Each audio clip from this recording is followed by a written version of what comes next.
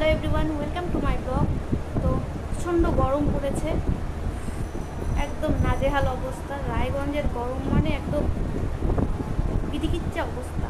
রায়গঞ্জের গরম, এখন বৃষ্টি নেই। কলকাতায় যেহেতু বৃষ্টি পড়ছে, কিন্তু রায়গঞ্জে সেটাও নেই, প্রচণ্ড গরম। আর এই গরমের মধ্যেই আমরা প্ল্যান করলাম যে একটা পিকনিক হবে ছোটো মতো, 4-5 জন মিলে। যাই হোক, রান্নাটা ঘরে হচ্ছে, রান্নাটা আমি তোমাদেরকে দেখাতে পারছি না, কারণ এত গরম যে কারো মানে ওই অবস্থা নেই ভিডিও করার।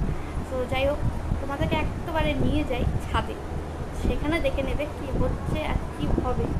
চলো যাওয়া যাক। দেখতেই পাচ্ছো এখানে যে কজন রয়েছে কারোরই মুখ ক্লিয়ার আসছে না।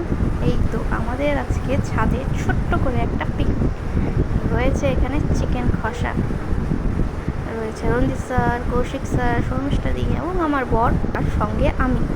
এই দেখো ফ্রাইড রাইস, দেখতে কি সুন্দর। এর আগে আমরা ছাদে পিকনিক করেছিলাম যখন ঠান্ডার দিনে, রাইস বাড়তে না বাড়তেই ঠান্ডা শক্ত হয়ে যাচ্ছে।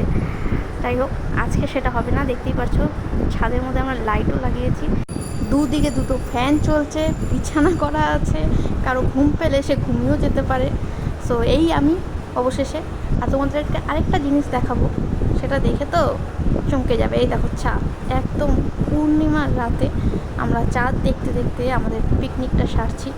দেখো রয়েছে চিকেন স্যালাড আর ফ্রাইড রাইস, তারপরেই ম্যাঙ্গো শেক, একদম আইস টুপ দিয়ে ম্যাঙ্গো শেক। চলো টাটা, বাই বাই, আজকের মতো দেখা হচ্ছে নেক্সট ব্লগে, বাই।